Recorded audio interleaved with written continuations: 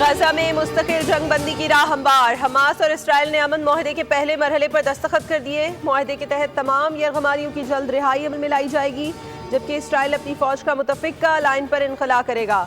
Trump نے کہا کہ امن کے طویل المدتی اور پائیدار سفر کی پہلی بڑی پیش رفت ہے اور تمام فریقین کے ساتھ منصفانہ برتاؤ کیا جائے گا۔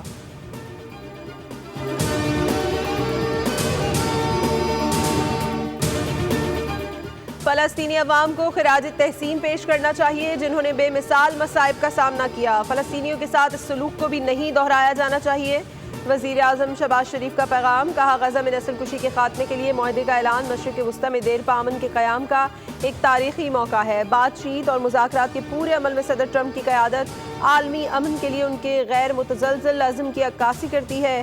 دنیا کو قابضین اور غیر قانونی آباد کاروں کا محاسبہ کرنا چاہیے۔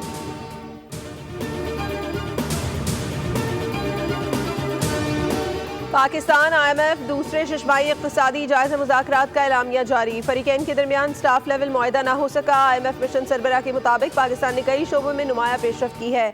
آئی ایم ایف نے قرض پروگرام کی شرائط پر عمل درآمد کو مضبوط قرار دیا۔ سٹاف لیول معاہدہ طے کرنے کے لیے مزید پالیسی مذاکرات جاری رکھنے پر اتفاق کیا گیا۔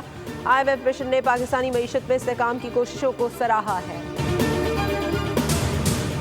حکومتی وفد کی صدر مملکت سے ملاقات میں اہم پیش رفت، نون لیگ اور پیپلز پارٹی بیان بازی روکنے پر تیار۔ اسپیکر ایاز صادق کے ہمراہ نائب وزیر اعظم اسحاق ڈار نے صدر آصف زرداری سے ملاقات کی۔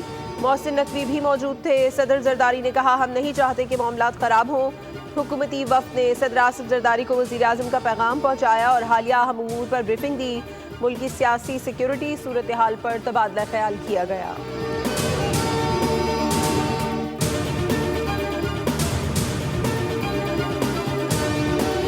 اور وزیر اعلیٰ خیبر پختونخوا علی امین گنڈاپور نے عہدے سے استعفیٰ دے دیا۔ اپنا استعفیٰ گورنر خیبر پختونخوا کو بھیج دیا۔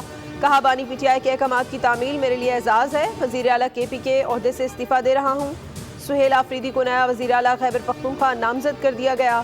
بیرسٹر سلمان اکرم راجہ نے کہا، کوئی دشواری نہیں ہوگی اور اسمبلی سہیل آفریدی کو وزیر اعلیٰ منتخب کرے گی۔ بیرسٹر گوہر نے کہا، علی امین گنڈاپور کو ہٹانے کی وجہ علیمہ خان کا معاملہ نہیں، سہیل آفریدی کو صوبے کے سب سے کم عمر ترین وزیر اعلیٰ کا اعزاز بھی حاصل ہوگا، ساتھ ہی وہ قبائلی لقجات سے بننے والے پہلے وزیر اعلیٰ بھی ہوں گے۔